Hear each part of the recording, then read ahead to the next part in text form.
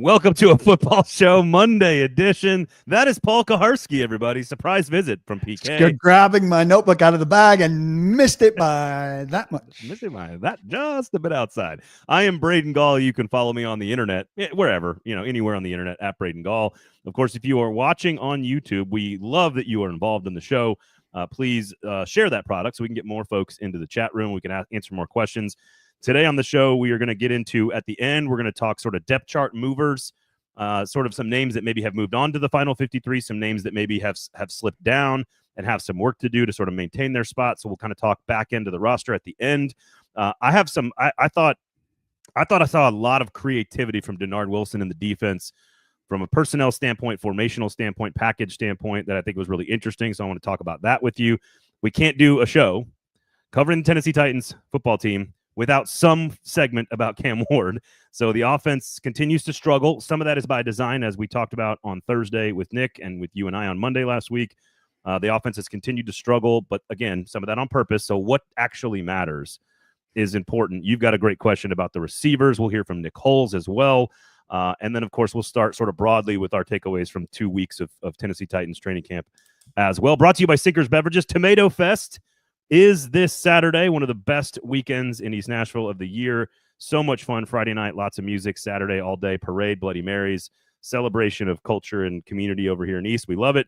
And then at 5:30, you can just walk on down from 5 Points to Basement East, and you can go to the Sinkers Beverages 40th birthday party at Basement East. It's a charity event, $10 to get in. That $10 will go to charity. You get music, food, booze, giveaways, raffles. Going to be a lot of fun. We're going to have a ton of lots of stuff going on Saturday. So come on out. One of the first week of the first Saturday after school starts. so my kids go back tomorrow morning. Thank the good Lord. And I'm sure you probably feel similar.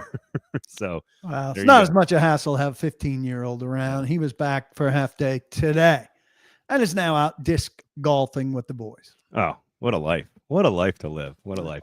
Also, Shotgun Willie's Barbecue, 11 a.m. to 3 p.m. or until that meat is gone. Award-winning brisket, made from scratch sides, cornbread, fantastic desserts as well. Free parking, mechanical bull, the whole deal. Make sure you go support Shotgun Willie's Barbecue up there. 11 to 3, Wednesday through Sunday. Make sure you check that out. Okay.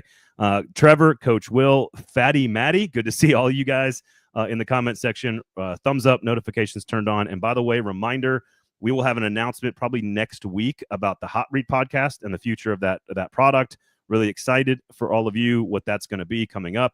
It's going to take a little while to kind of form, but we're going to have the first announcement of a few coming up next week. So make sure you tune into that. And we're going to have some really cool stuff on the YouTube page for the season for you Titans fans. So make sure you're subscribed and sharing everybody, telling everybody about, come hang out with this 440 Sports YouTube page. We like it. And of course, listen to all of Paul's stuff on his YouTube page and paulkuharsky.com. All right. I got it all out of the way. Deep breath.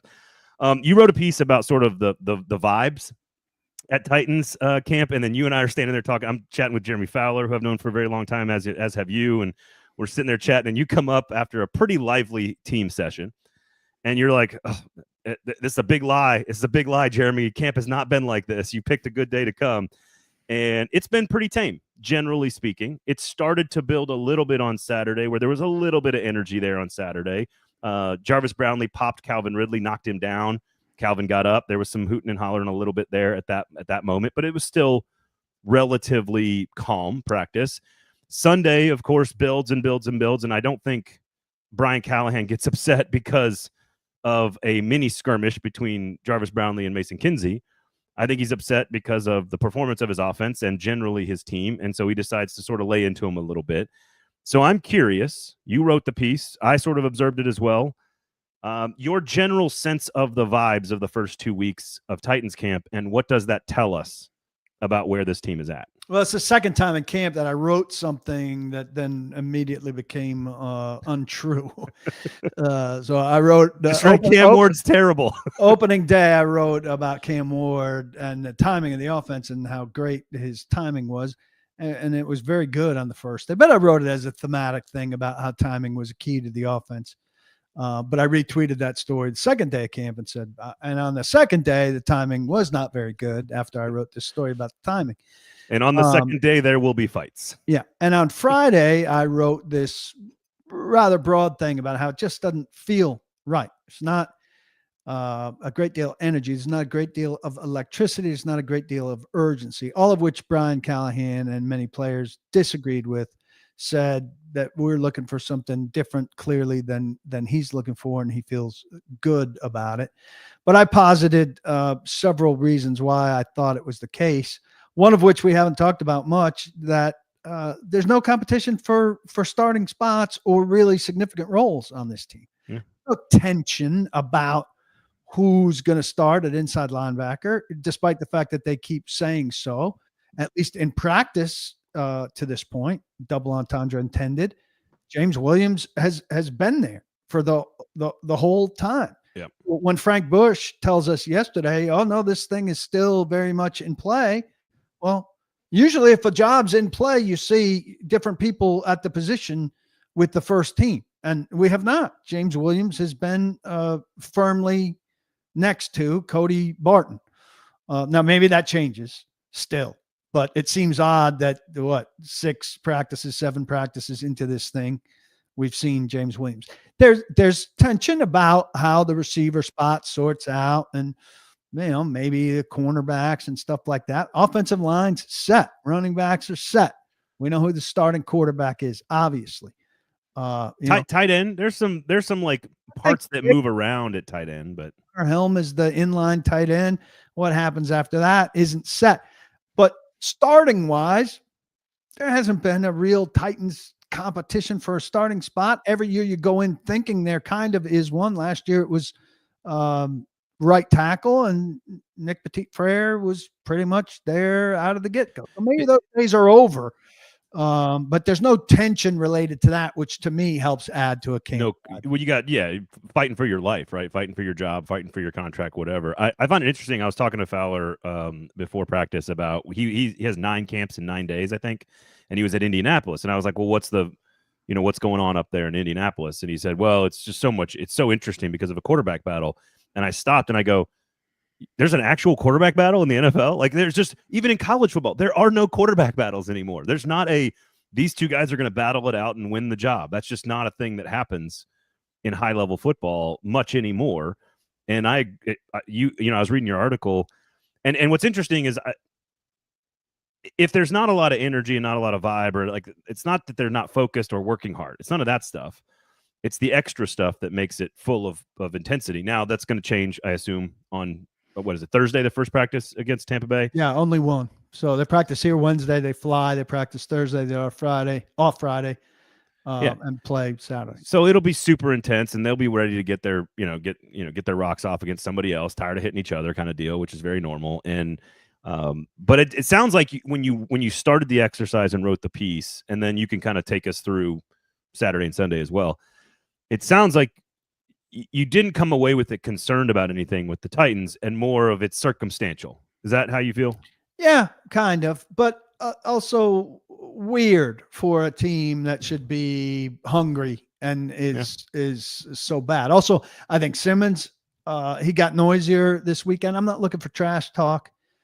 I don't know. I have trouble characterizing. I want some energy from a guy, but not necessarily trash talk. Maybe that's splitting hairs. He turned it up this weekend. I thought Arden Key, the other loud guy on the team, has not been heard from much. So I don't know if he's consciously turning it down, if he's been asked to turn it down. What's up there? I read that, and I thought one of the few times I'm like, I don't know if I think you got the wrong name. I think it's Cody Barton that belongs there. Cody Barton, you hear his voice all the time. He is constantly chattering, constantly yelling. Yes, that's true. He is always, it's him and Simmons. If there is any voice that you hear, it's basically the two of them. And so I think Barton has been that role since he got to camp, or got to the organization. And I think he will be that. And Green Dot's going to, when you're also vocal and the Green Dot, that you kind of rise to the top as well. So I think keep an eye on Barton. There's nobody on offense really that fills that role. Cam got some credit for chirping during OTAs and minicamp. I don't think that's that big a deal, but I don't know that anybody answers back. Now, again, I don't know if that's a necessary thing or just a vibe, feel, or whatever. But look, it culminated. I thought Saturday and Sunday were good days. But then the offense was miserable on Sunday and got chewed out by a head coach who's pretty laid back. So, it's about the football first and foremost. The offense in 3 different occasions just really couldn't move the ball at all. And I think that's concerning at this point, no matter to what degree Denard Wilson and the defense are throwing the house at the offense. Nick Holz, I think we'll get into this, says there's something on every play. And when there's something on every play and Cam's going for 5 for 14 in an afternoon, that's very discouraging. Yeah. Coach Will says, can you explain the energy compared to how Cam, I guess that's Cam's energy. Like, he's not a high energy guy, just quiet confidence. I do think listening to you talk about the offense, Cam does chirp, I think, pretty routinely, but he's not a screamer. Like, he kind of just like, it's one of those where like you can only hear it on the field. Like, you're one of those trash talkers where you can only hear it when you're the defensive player that he's addressing, in the moment. There was a third down where the defense got a stop on Saturday and they brought the whole sideline in to like next to the kicker. And there was some yelling and screaming, and he actually missed the kick. That was a bad day for the kicking game on Saturday. But I think Cam's just like he's not a screamer. He's never going to be a screamer. I don't think that's how he's going to ever be wild. But I am a big believer in came to be this over the course of his time as the coach here in Vrabel's philosophy that plays bring energy. And I think there have not been enough plays. Yeah, there's no question about that. So, all right, the last one I have here, maybe I'm just the only one noticing this. I cannot remember 5 padded practices in 6 days. From like a Wednesday to a Sunday, basically every single day outside of one, you have full pad practice, and then you get 2 days off, and then you travel to a road preseason game. Is there anything to that, like challenging some of the rookies to kind of just deal with some of the physicality of this? Is it just we kind of eased our way into it? Now we need to hit them real hard for a week. Like, I don't know if that's worth noticing or not. Well, it was going to be 2 and 2 days off and 2, and Callahan added the Friday practice and said, we've got built-in flexibility to do this. And I added it because we need it.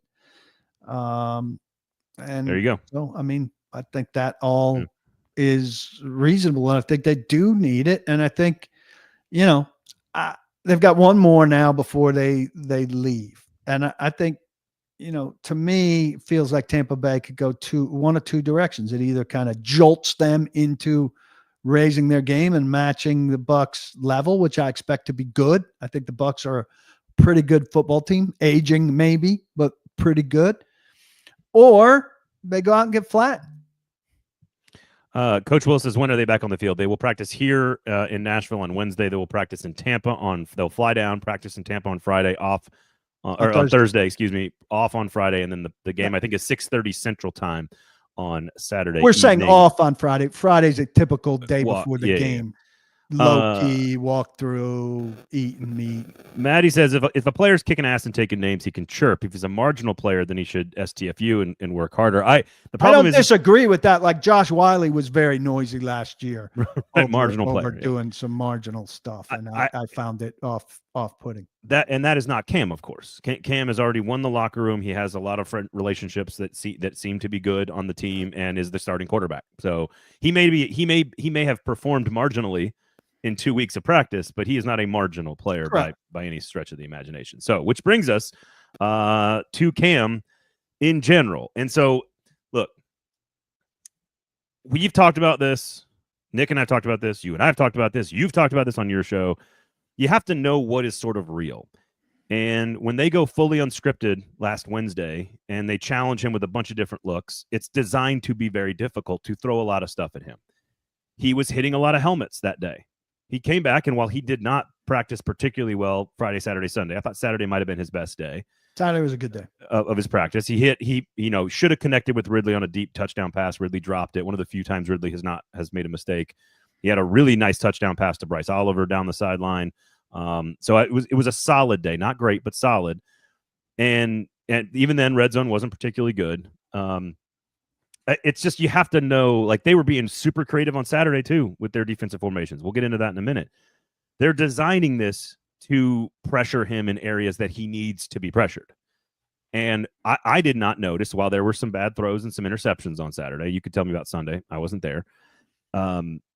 He didn't hit a helmet, and he didn't get a pass knocked down at the line of scrimmage. So if you're trying to find something that was bad about him in one day, and then you come back and show us how you improve on something, a teaching moment that you can take that and then execute it. I don't know what he looked like on Sunday from a pass around the line of scrimmage standpoint or an arm slot, but it looked like he had made some adjustment in that area, for example. So those are the things that matter, not the completion percentage or the interceptions per se. It's, do you take the mistakes and start to work them out as the next practices come around?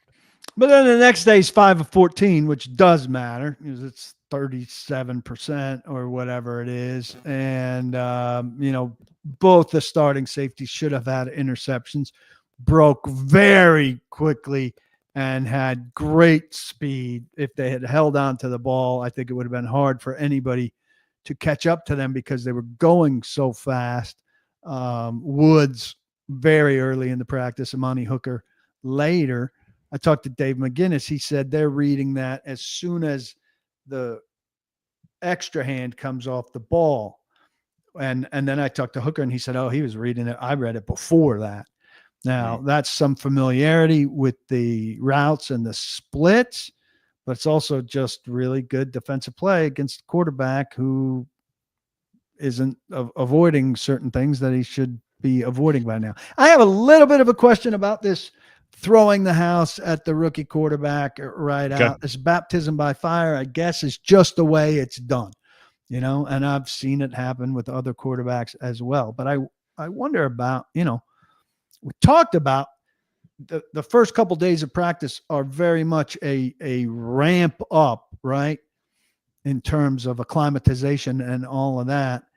And shouldn't there be maybe, you tell me, more of a period with a rookie quarterback? I'm not saying baby him, but why immediately throw the kitchen sink at a guy instead of letting him get his footing somewhat and garner some confidence? Again, I'm not saying baby him, but I'm saying let him have some success and gradually pile on instead of dumping everything on top of him.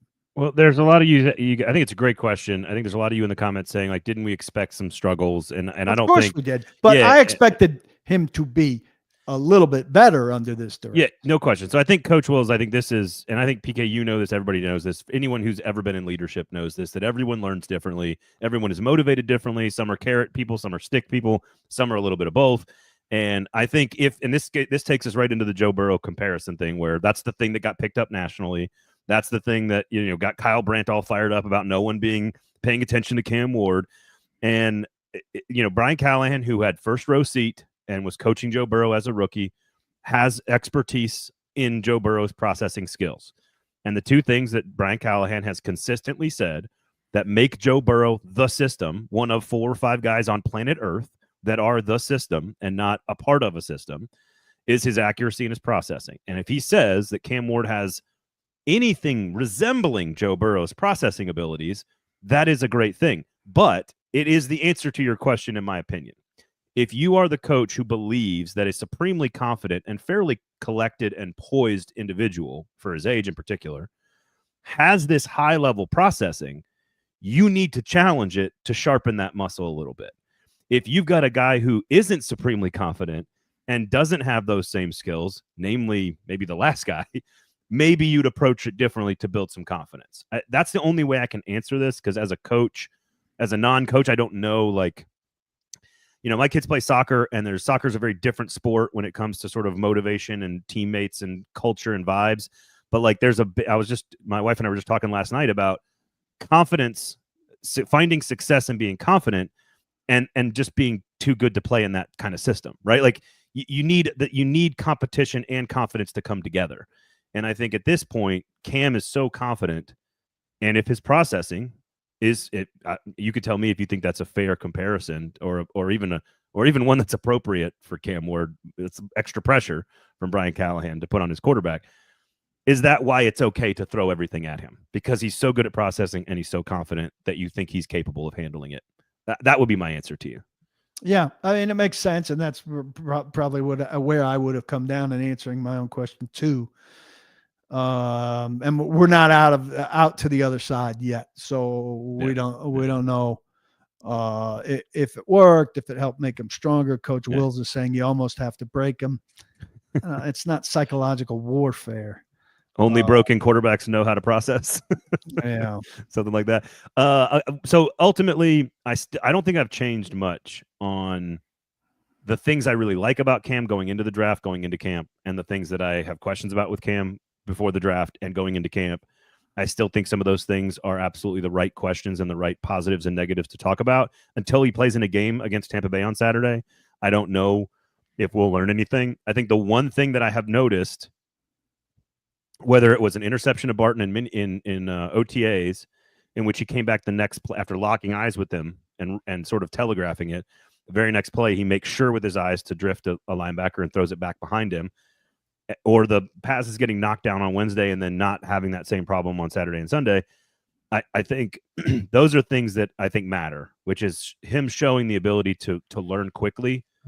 But otherwise, I don't think I have any grand sweeping things that you should take away from a bad couple of weeks of a rookie quarterback on a bad team practicing. I just don't think there's I know that sounds silly because you're like, oh, none of this matters, but like it does matter. But like, does it? You know, the game is so much more important. Well, there are two views, right? I mean, and I've said this before, big picture, no. But in the daily conversation of what we have to talk about so far and today, given what's unfolding, yeah, there are things to be discussed.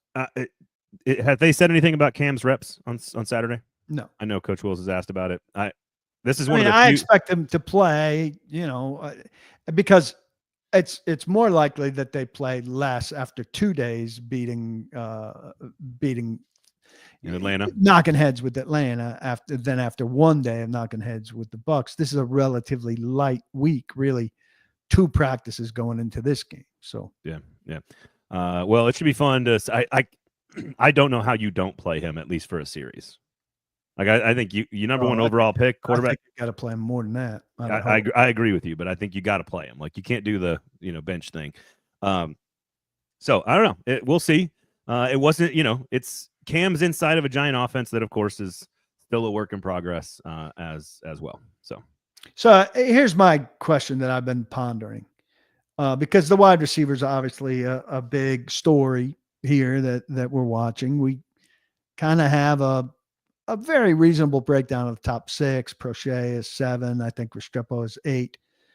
But I think collectively, and particularly you and I, are largely liking the work of the wide receivers, but feeling, in Cam's words, pretty mid about Cam. Sus. So how do we square these two things, that we don't love the work of the quarterback, but we feel pretty good about the work of the wide receivers he's throwing to, though Allen and Boyle are certainly contributing to that. So let's hear from Nick Holz first on this, because he kind of does package the entire offense into one big conversation. And this was your video. You shot this at the press conference on Sunday, correct? Yeah. This after practice on Sunday. So here's Nick Holz talking about how the whole offense. Is Saturday.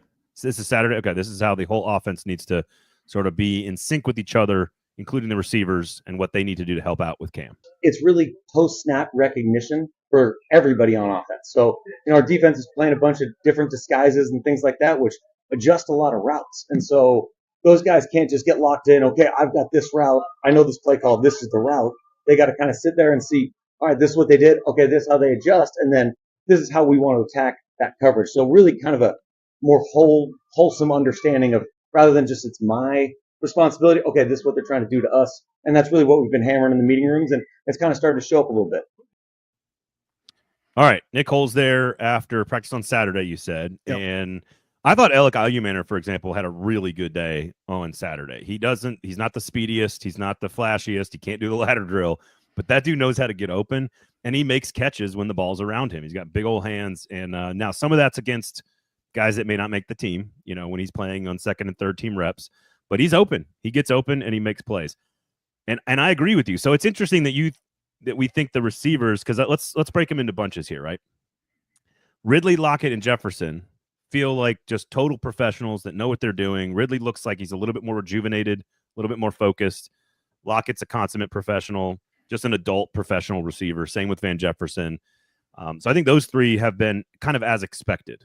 Not great, but like where they're supposed to be almost at all times. Yeah, Ridley's been pretty damn good. He had a day with some drops, and you wonder about his mental stuff that that showed up on the field independent of the quarterback. But Ridley looks quite good and certainly is synced with Cam very well. I think Bryce Oliver has looked very good. Very good. For the number 6 receiver. He might even be 4 or Could 5. be as high as 4. Yeah, right. Could be as high as 4. I thought IU Manor had a great day on Saturday. I think DK has been sort of just there. I think there's been a few moments where I see him do things, and I go, oh, that's the skill. That's the talent.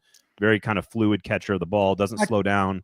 I kind of wonder about his route tree. Like, certain guys you're not going to ask to do certain things. I certainly don't think he's a complete receiver on certain stuff. When you get the ball in his hands, he could do damage running with it for sure. But he's less of a complete guy than IU Manor. Yeah, I agree. And Prochet has been very solid. So you look at those top 7, and to your point, you say, all right, Ridley's been better than last year. Lockett's been as expected. Jefferson's been as expected. Very affordable player. Prochet's been good. Oliver's been solid and better than we expected. IU Manor's been solid, and DK's been a guy. Fine. But he's also the guy who was drafted highest, and he's going to be on the team. So I think it's a great question because some of those guys have been making plays fairly consistently with Brandon Allen. And I think that's the question is how and if Nick Holz is going to say, look, we need more from our receivers on this, right? There was one, this reminds me, there was one throw that Cam made on Saturday on sort of an in-breaking route on the left side, and the receiver stumbled and kind of hit the ground, and it was Tajay Spears. Like, if that's a receiver, that really nice throw probably is a completion and not if it's a running back. So they do need to help him. How do you square the circle there? I don't really know. I think maybe that says that Cam is doing better than we feel like, because those receivers aren't doing the things, and that Allen is efficiently, doing what he needs to do in terms of getting the ball to receivers in spots and letting them do their thing. I would say, I think Jefferson and Lockett are fine, but they're not the guys that we've got the eyes on the same way that we do the next 3, talking Oliver, IU Manor, and DK. And those guys aren't catching balls from Ward at the same rate. This is interesting from Coach Wills here. It sounds like the running game should really help Cam. Look, that was the best part of the entire team basically last year was Tony Pollard running the football. So I do think Tajay Spears has looked very good. The running game doesn't really help you as much in practice, right? It's harder to suck the defense into practice when you're getting beat on in a game. Like, it's different when the running game has an impact on that. Red zone, you really know that in red zone drills, it's designed to throw the football, and the linebackers, they drop quicker in red zone because they know they're not there to stop the run. Austin says this is the best wide receiver room in the last 10 years on paper. I would say the A.J. Brown, Julio Jones year was far better, but assuming Julio is healthy, I think that was a far better room. So there are more options who could be productive and have upside than they've had for a good while, but it's early to say they're good because a lot of them haven't done anything yet. I would say it's the best wide receiver room since trading A.J. Brown is what I would say. I think that's fair, but I mean, there's a lot of room to be better than a lot of the rooms they've had. I mean, they played a game in Philadelphia where Cody Hollister and I'm not going to remember, CJ Broad or Board. What? Were that's a human being? Starters. CJ Board is a human being? Yeah, I'm going to look him up right now. I don't think that's a human being. I got to look him up. Cody Hollister. I forgot about that guy. Wow. Where would NWI fit on this team, says Austin? That's a funny question. He'd probably be number 3. Yeah. He'd probably be number 3 ahead of it. Ahead of Jefferson. Yeah, I think so too. CJ Board. He has played, you're going to be surprised by this, 28 games in the NFL. He has started 5. So he didn't start that game in 2022, but that's probably because they started probably in one wide receiver. You sure that's not AI giving you that answer and saying maybe Gemini's wrong maybe about this, that he's not actually a human being? No, AI can be wrong sometimes. I'm looking at Pro Football Reference, of which I am an ambassador. No, I am as well. I love that website. All right. Well, I think I do think there's also been a couple of really good screens, and I know that's a silly thing to get worked up about in practice. I know we're working on screens today. I do think that part of the game running the ball, quick passes to your backs, and being able to use the screen game is going to help Cam Ward early in his career. That's just how every young quarterback needs. They need some safety valve stuff. So the development of the tight end room would also help him in a big way. Gunnar Helm had a couple of really nice catches on Saturday and Sunday. So having a tight end that's dependable to go to over the middle could really also help him because he's clearly very comfortable over the middle. So, yeah, I think I don't know what the answer is. He can be a difference maker. It's something I'll keep an eye on. I don't think it's something I can get an answer to from Callahan or Holz or Hardigree. Good question here. Good transitionary topic here. Austin says Micah Parsons talk, even if it's not realistic. Look, and we'll do this in two ways. We'll do this in like a sort of fantasy world where we think about it as an academic exercise, and then we'll talk about the actual probabilities. As an academic exercise, it is a position of need, and I look at teams that give up a lot of draft capital for an elite player, and if they didn't have a quarterback already that they've invested in, I might say absolutely not, you can't do that. But the fact that you've already drafted Cam Ward, it makes this a little bit more appealing to me. I don't know how many first-round picks it would take. I don't know what the contract would look like. Is he worth it in the TJ Watt sort of Trey Hendrickson conversation that we had earlier this year? He's better and younger. So if they were to make a move, I think a lot of people would applaud it in a big way. Is it the right move? I'm not 100% sold. It depends on the price. He's a franchise changer, but I'm thinking, you're starting out with 2 first-rounders. All right. Is this team a top caliber pass rusher away? You're going to need a prime wide receiver somewhere here soon. You're going to need a prime cornerback somewhere here soon. And so are you willing to trade your opportunities at getting those guys for Micah Parsons? I think plenty of people would be. I don't think they will be. I think they'll say our intention is to draft our Micah Parsons sometime soon, as well as drafting, our AJ Brown and our, name insert great cornerback here out of our next, 3 of our next 4 top picks, first and second rounders. We're expecting to find those 3 guys, and 3 guys as opposed to one guy who's very expensive, though he would come in and change everything. Oh my God. It would be revolutionary. And Austin, I think, kind of nails it here, which is what you're saying. If they're the Texans, it would be automatic to go after it. Now, obviously, this is not what you meant, Austin, but the Texans don't have a need for that particular position. But in theory, if that's the one piece you're missing, you have the Titans depth chart, but with Houston's expectations and complete roster, it would make sense to go after it, because I know there's a lot of talk around the Titans, and I saw some earlier in the comment section about how you just can't overcome 3 missed first-round picks. Well, there have been lots of franchises in the NFL that have either picked 31, 32, or not had first-round picks and had great teams.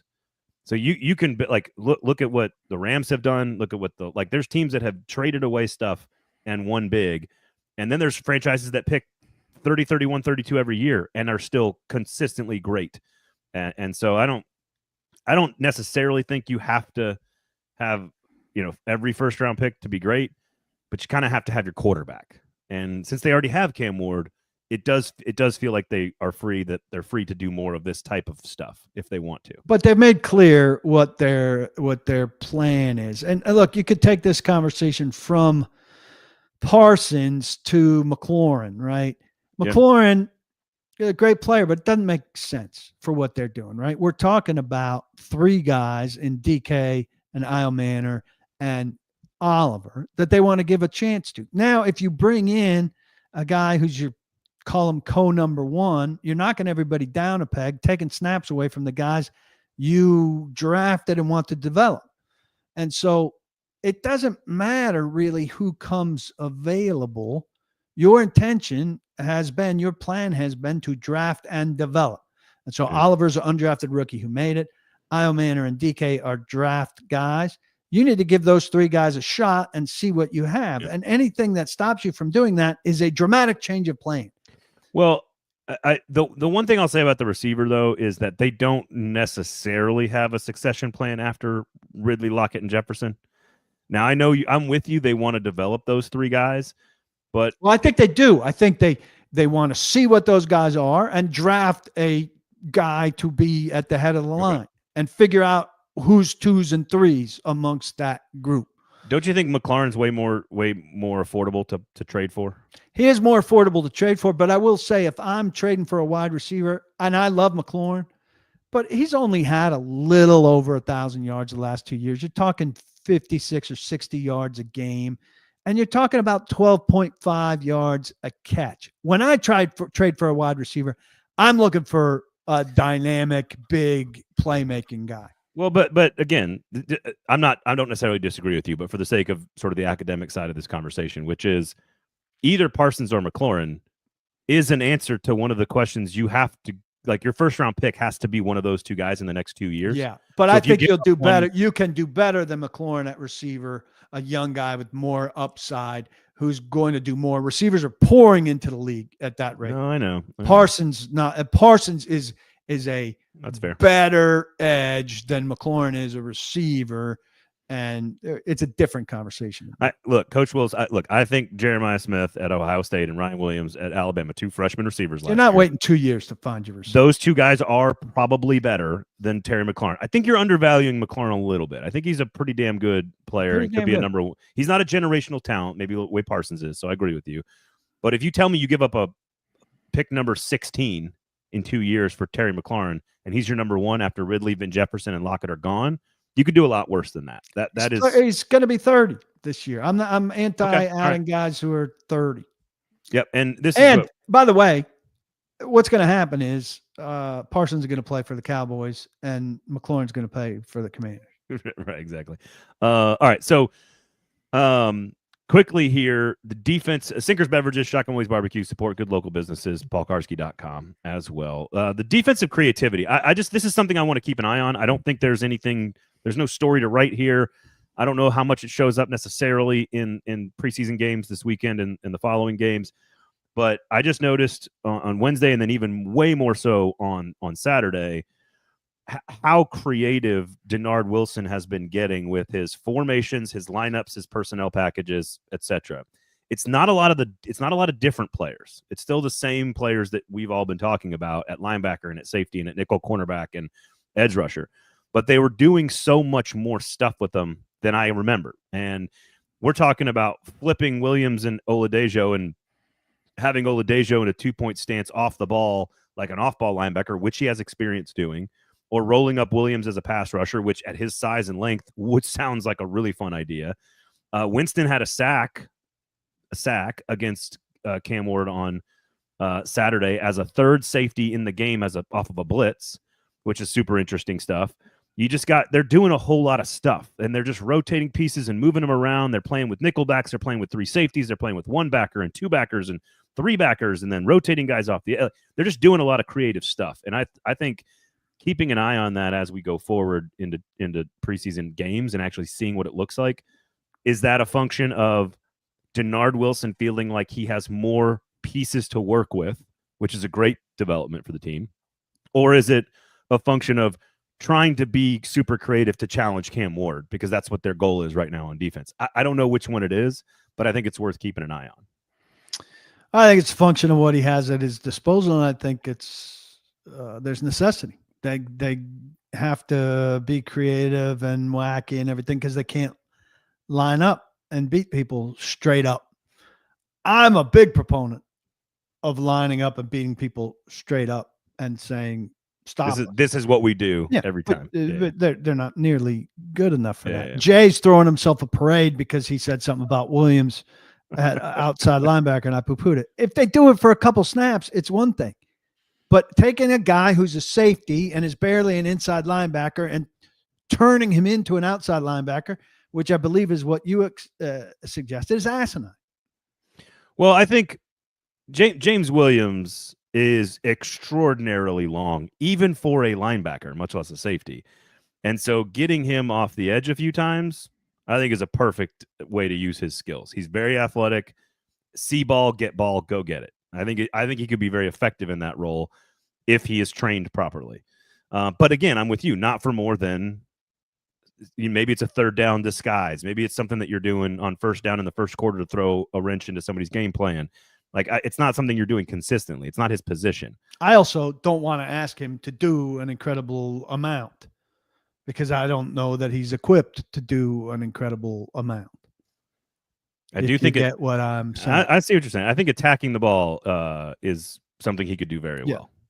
And I think you tell him to go attack. I think that's where he's at his best. Use that athletic ability to attack. So we'll see. Jay says wasn't Curse a safety. Look, he is built similarly to Devon Curse, but 2025 size of human in the NFL is different than the 1999 size of human in the NFL. And Curse was a safety, I think, in high school, not in college.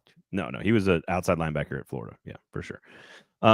Anyway, I just thought it was interesting. Like, he's putting a lot of different pieces in a lot of places. I think you mentioned not having a lot of position battles. I don't think, like, we'd be getting a lot more juice if Winston was, for example, running with the ones. But I think he's capable of challenging Wood and Hooker for playing time. And I wouldn't be surprised to see all three of them on the field a lot, because I think he's he's got that good of ability, and the intangibles are there that he understands the game. And there's gonna be moments where he's clearly a rookie, but Winston's a guy that we've all really liked from the beginning, and he has done nothing to. And Oladejo also has been much better than expected in terms of picking it all up and being prepared. They're both heavy rotation with the ones right now. I think we're going to certainly see, big nickel played on a relatively regular basis, depending on the matchups. Not to diminish McCreary, who I think is pretty important player in regular nickel. Somebody here asking about do we think they're currently shopping Snead? Who wants L'Jarius Snead right now, who hasn't been able to get on the field and has a felony charge pending? Hey, hello, Titans. When you put it that way, Titans, can I get my hands on this guy who hasn't seen the field and is in the judicial system, please? Here's the thought, though. And this is not something I've seen, so this is not. I'm not trying to out anybody here, but the thing that I think of is McCreary in the slot as a nickelback. So, but take Williams off the field and have Winston go in as a 3 safety, 3 corner look with a single backer. That could be pretty productive in terms of matching up with some offenses that like to spread you out, like to throw the football. Technically a dime. It's a dime, but it's with Winston playing linebacker. Right. And I do think McCreary's going to have a good year. I think he's I wrote about him motivated. He's motivated, and he's a little bit more outspoken about it. It was more of a burst than a personality change, but he came out and said, I need to, get it out there that I'm one of the best nickelbacks around, and it's a contract year, and I'm not going to be shy about saying it, and not going to play to it. Are you suggesting it's a surprise that Chig Okonkwo and Roger McCreary have come into camp in the best shape of their life, extra focused and motivated? I don't know that anybody's said that about Chig. Chig looks better. He looks motivated and thicker, bigger, more ripped, as they say. Is Cedric Gray still an NFL player? Yes, absolutely. He's playing a lot. He's getting in there. Well, playing a lot. Just where in the rotation is the question. Yeah. All right. Sinkers Beverages 40th anniversary party, $10. Saturday night. This Saturday, you can come out. We can hang out for a couple of hours. We can get the game on Saturday night as well at Basement East, and we're gonna have a good time. Drinks, food, giveaways, prizes, music. It's going to be a lot of fun. So go to Tomato Fest and then walk down Woodland into Basement East and come hang out with us at the Sinkers 40th anniversary birthday party. And, of course, Shotgun Willie's Barbecue, 11 a.m. to 3 p.m. Wednesday, not today, not Tuesday, 11 a.m. through 3 p.m. Wednesday through Sunday. All right. Quickly here, depth chart conversation, because if you're looking at some names that are maybe trending down, some names that are maybe trending up, I would say there's some of this is special teams. I think that John Ojukwu is maybe taking the lead potentially over a few of those other swing tackles on the offensive line. I think Gabe Judy Lally has had a really good camp and is sort of elevating his stock. And maybe I'll say with regard to Ojukwu, early and coming in, I thought he was in good position. I do think that Duncan has played pretty well lately and been pretty notable. So that may be more of a competition. I don't want either of them to be the top third tackle. I want Blake Hance to be the top tackle. He's played primarily guard, and now he's been out for 3 or 4 days with the calf. Oh, are you any? This is not a story yet, but how many more days does Tavondre Sweat have to miss practice before it becomes a story? Sure, like him out there against Tampa Bay. I think if he misses the Tampa Bay practice, that would be 5 practices, and then if he misses that practice, that's 5 practices, and he's not going to play in the game. Yeah. So it'd be 5 practices and a game. So I had a very interesting question. Somebody said, like abdominal muscle or like stomach problems. I was like, who has ever identified stomach problems as an ab? Yeah. Braden's vomiting. He's got an abdominal issue. My gastrointestinal problems. Caught the bug. Parentheses ab. Parentheses ab. Middle body injury. Is that what they call it? Central body. And some of this, look, I'm going to go right off Nick Suss's 53-man projection here on the Tennessean for this. He's got Julius Chestnut, Thomas Odukoyo, Ali Gay, by the way, who had an interception. I would never have imagined that him day. Ali Gay roster. also won some one-on-ones. That was the first noise that Ali Gay has made all camp. I would not have him on the roster just yet, but Gabe Jeudy-Lally has had a good camp. John Ojukwu he had ahead of Duncan. Duncan had a false start on Saturday and then was immediately pulled. And I did not see the Duncan that you're talking about, but maybe you're right. Curtis Jacobs looks like he's sort of maybe has nosed ahead of Anthony Orji and Otis Reese, who seem to be maybe taking a step back. Kendall Brooks might be ahead of Mike Brown. That's another one to keep an eye on at the back end on the 4th safety spot as well. Rupchich and Ojukwu might be ahead in terms of making the roster. Gay and Harrell and Ward. Harrell has not done a damn thing. No, that's an interesting battle for a kind of 4th or 5th outside linebacker. So we'll see what happens there. Let's see. David Martin Robinson and Josh Wiley maybe on the wrong side of the cut line right now. So there's some names. Is there anybody that you've noticed that you think has sort of stood out to you, either falling or rising at the back end of the roster? I think the 4 undrafted free agent corners have been pretty collectively quiet, and I expected more. I think big opportunities coming for them in the games. Yeah. Marcus Harris has been more outside than inside. As we sort out the depth. Gabe Jeudy-Lally, you mentioned, he's been mostly inside, which I didn't see coming, and I don't feel like is supernatural for him, but it's going to be interesting to keep an eye on. Darrell Baker has been pretty solid. I like Darrell Baker. He's been solid. A lot, and I think he's had 2 cornerback coaches now, and Chris Harris, and going to Tony Oden, and I think Denard Wilson deserves a lot of credit for Darrell Baker's emergence. How many veteran cornerbacks do you think the Titans have under contract beyond this year? Veteran meaning more than 3 years in the NFL? Veteran meaning more than one right now, going into next year. Snead? End of list? Snead, Brownlee. Oh, you're counting Brownlee? Okay. Yeah, and Baker will be a restricted free agent. That's it. So if we're counting on Snead disappearing for $8 million cap hit, they can get out of it. Yeah. And I would think that probably that will be the end of it. They've got Brownlee and rights to Baker. And that and sorry, Harris. Marcus. Yeah, Marcus. So there you go. And there's a leader is there a leader in the clubhouse for punt returner? I wrote it down. What did I write down? Roche is the leader in the clubhouse to me, but we haven't really seen them do anything. So Jaquan Jackson. Jackson's got no chance. Let me read the list, Paul, before you interrupt me. Jaquan Jackson, Xavier Restrepo, DK, Proche, and Spears? Sheffield. Okay. And Spears. Those are the guys that have consistently been back there working. And I think you have to look at it as the guys who are on the team should be, if you're betting on this, which nobody is, But if you're betting on it, it's the guys who would make the team, which is not Restrepo, not Jaquan Jackson, and not Sheffield.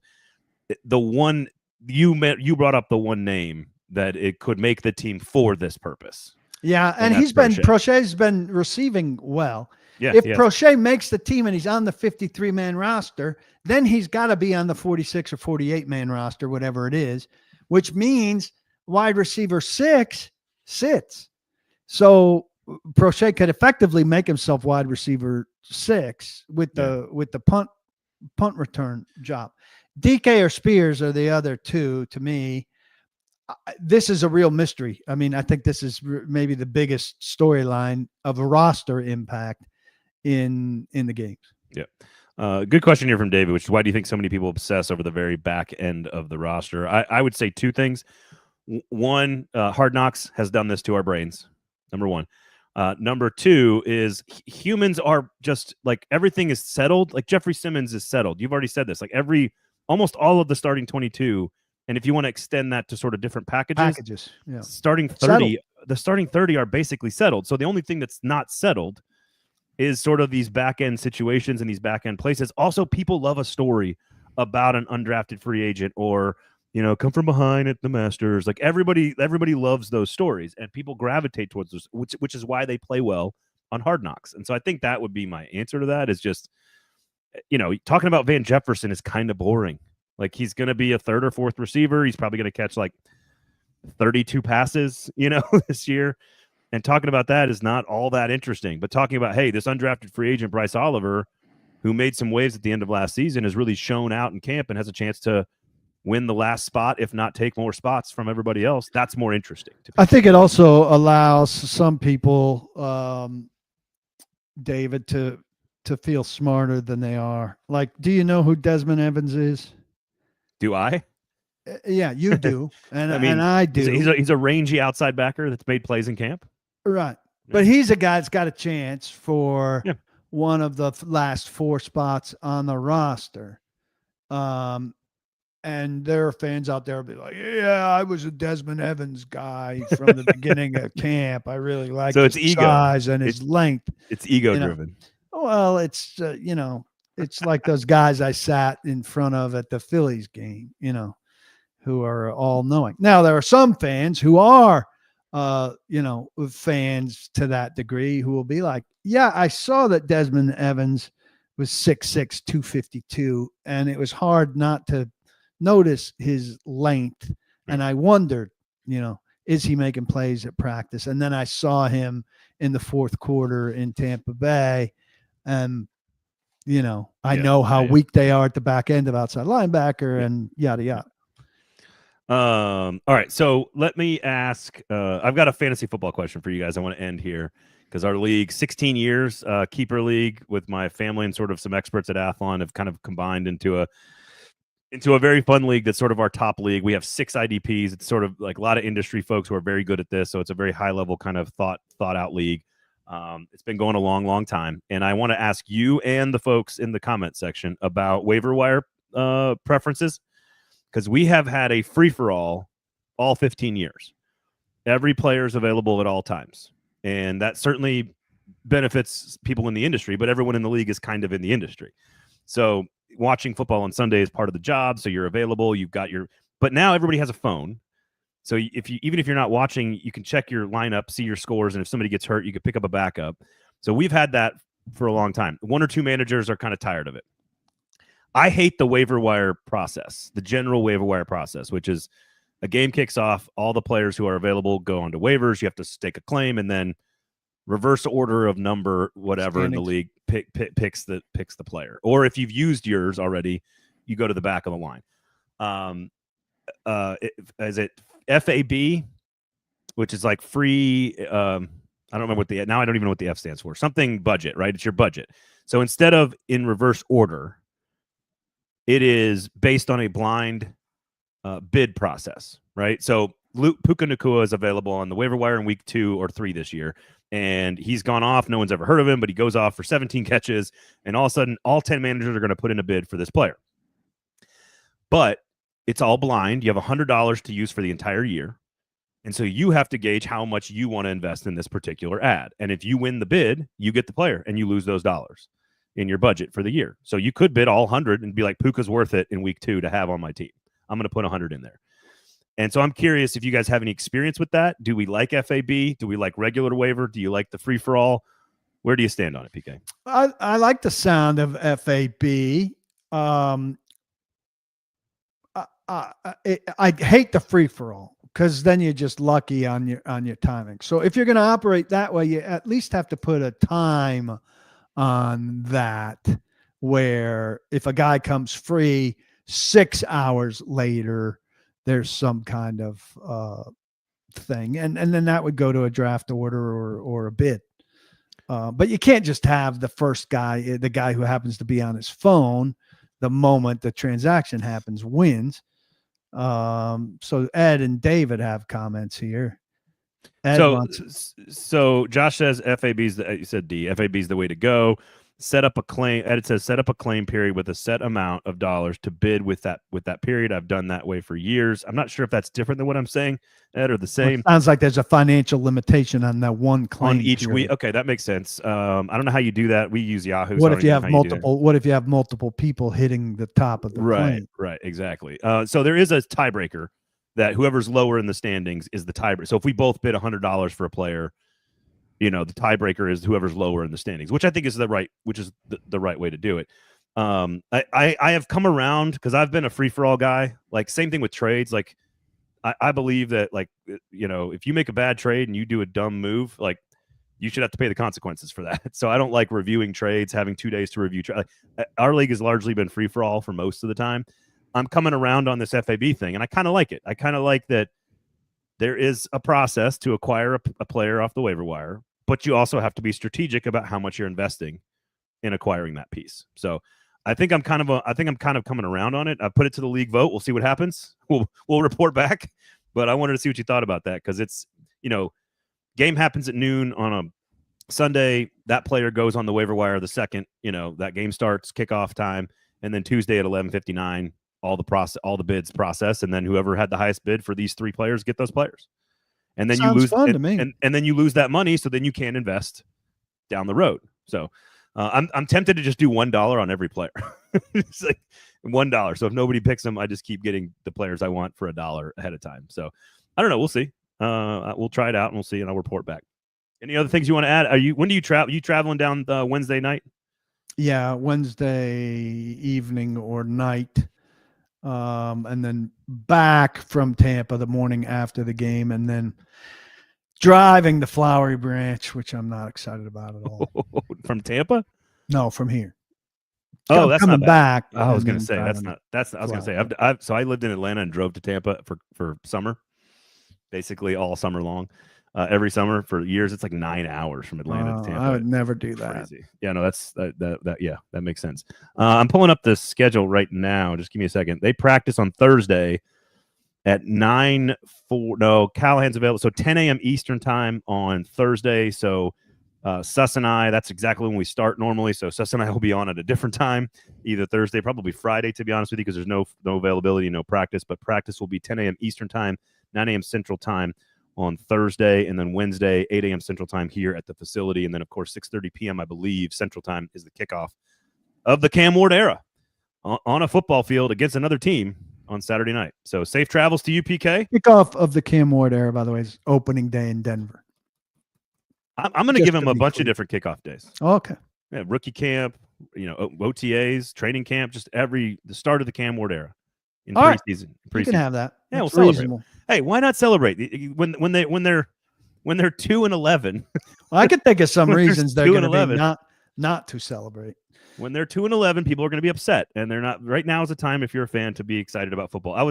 This morning I was walking around the house going, guys, school starts tomorrow. Super excited for you guys, but football season starts for me, so I'm very excited for me. Fantasy season's How'd that here. go over? Oh, they love it. My girls love football. They're in on football. Do they love the start of school? Actually, yes, they're excited to get back to their friends, and they're good. School is still fun in 2nd and 3rd grade. It's not tough yet, so they have a big old time. But it's like the weather's going to get cooler. We're going to have college and pro football. We got fantasy football. We got soup season coming up, my guy. Sweatshirt hoodie season's coming up. It's all good, man. It's all good. They throw a parade for soup season in the You- Gall headquarters. You have not met my wife. Love soup season. I'll take Love some soup. season. Bring some soup to practice. And my daughter loves chili. She's like, Dad, you gonna make I like chili. white bean chicken chili and red chili? I'm like, yeah, I'll make all the chilies, babe. We got it. All the chilies. All the That's a chilies. new slogan for this show. All the chilies. Go to Sinkers and Shotgun Willie's Barbecue and enjoy all the chilies. There you go. Hoodie weather, yes. Hoodie weather is loading. It's my favorite, man. Can't wait. Chili, football, hoodies. Come on. What's not to love about the fall, baby? It's fun. Get excited. I'm not a fall guy personally. You know why? It's because you've been a Yankees fan. You can't run the bases. No, they can't run the bases. But you know why I don't like fall? Because it means winter's coming. You know nothing, Jon Snow. You know I hate nothing. winter. I don't mind winter. I don't mind. It's hot as hell down here in the wintertime. It's like dark 60 at degrees. 3:30. Yeah, I'm with you on the dark part, but like it's 60 degrees in December in Nashville. It's very tame. It's very tame. It's overall tame, but Very it's still winter. The worst of the seasons. I will deal with it because it's not a 108-degree heat index and there's football on, so it's worth the trade-off. The to summer's me. not So, been that bad. yeah. Last 2 days have been glorious. The last 2 days have been great. I agree. With Our that. All time right. is up here. Let me leave. All right, go away. Thanks for listening, everybody. Rate, review, subscribe, 5 stars. If you do not give us 5 stars, you are a hater. Sinkers Beverages, Shotgun Willie's Barbecue, paulkarski.com. We'll be back on Thursday, probably after practice, a little bit later in the day, probably for Nick and I. We'll join you there and enjoy the game on Saturday. Otherwise, we'll talk soon. Thanks for listening. Thanks for hanging out. Peace and love.